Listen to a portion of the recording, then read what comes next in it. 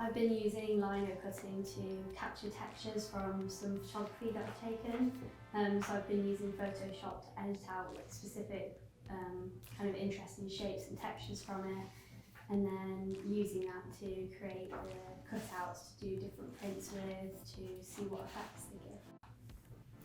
So this week I've been using black ink to create different textures and mark makings from the images I've been looking at for inspiration. So I've been using different sponges and wood blocks and different bits of corrugated cardboard to print with, and then I'm going to be layering them on Photoshop.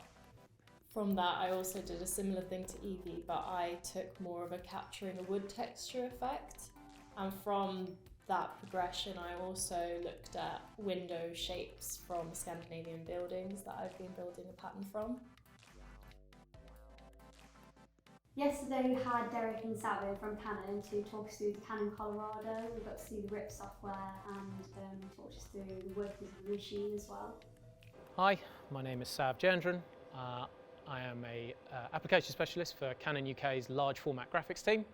I'm here today to show the creatives in residence exactly how to produce their unique wallpaper designs on the Canon Colarado 1650. So we got to print off our own wall coverings using our designs, so it was really nice to see our work in a really large scale format. So it was really interesting yesterday learning about all the different applications the Colarado can print onto, and it can do different finishes like matte and gloss, which was cool to see.